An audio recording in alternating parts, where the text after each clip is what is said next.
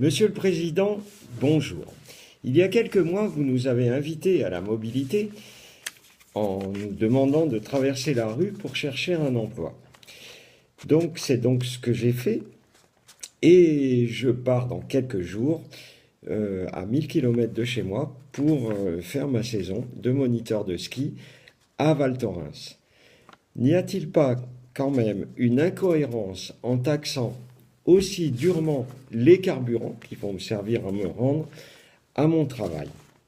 D'autre part, on sait que 40 millions d'automobilistes français utilisent leur voiture chaque jour.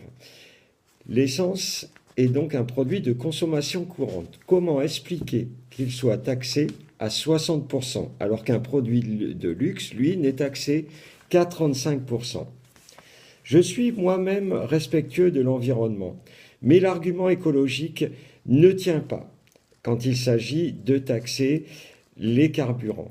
Nous savons que seulement une petite partie du budget récolté va vraiment servir à l'écologie.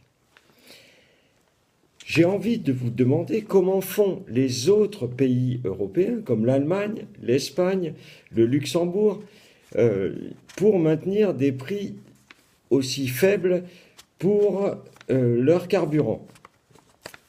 Ils n'ont pas, eux, une gestion aussi punitive du déplacement, la liberté de déplacement étant pourtant une des valeurs fondamentales des Français.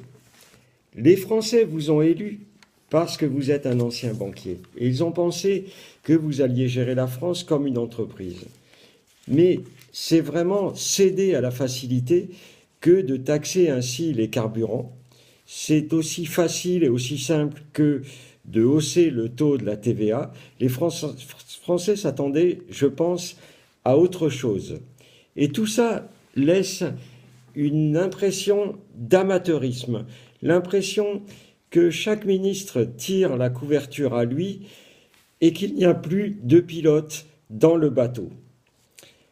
Monsieur le ministre, Monsieur le Président, je vous demande de réfléchir à tous ces points. Quant à vous, vous pouvez me contacter en vous rendant à Val Thorens. Je vous emmènerai skier avec plaisir et nous pourrons ainsi discuter de toutes ces choses sur un télésiège électrique cette fois.